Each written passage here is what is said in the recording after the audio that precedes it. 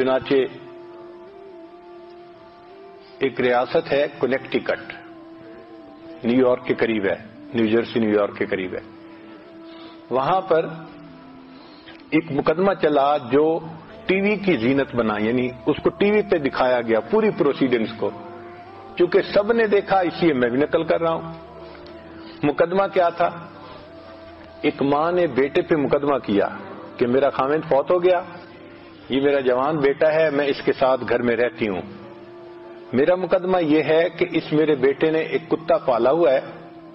اور یہ دن میں تقریباً 3-4 گھنٹے اس کتے کے ساتھ گزارتا ہے،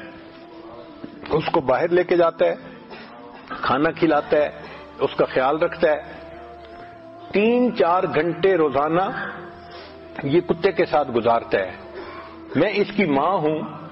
میں اکیلی اداس ہوتی ہوں، میرا دل چاہتا ہے کہ یہ بچہ میرے کمرے میں 5 منٹ کے لیے آئے، یہ نہیں آتا، تو میں عدالت سے استدعا کرتی ہوں کہ اس کو حکم دیں کہ یہ روزانہ 5 منٹ کے لیے آ کے مجھے اپنا چہرہ ہی دکھا دیا کرے۔ ماں نے مقدمہ کیا اور وکیل کیا، بچے نے بھی اس کے مقابلے میں وکیل کیا، اور یہ مقدمہ چلا، دونوں طرف سے دلائل دیے گئے، اور دلائل دینے کے بعد جو مقامی قانون تھا اس کے حساب نے جج نے ججمنٹ دی کہ جی کتا اس لڑکے نے پالا ہوا ہے، کتا اس کی لائبلٹی ہے، 2 گھنٹے لگیں 5 گھنٹے لگیں اس کو لگانے پڑیں گے اس کی ضرورت کو پورا کرنے کے لیے، چونکہ اس کی ذمہ داری ہے۔ رہ گئی ماں، تو چونکہ بچے کی عمر 18 سال سے اوپر ہو چکی، اس کی ماں اس کی جو ہے لائبلٹی نہیں ہے،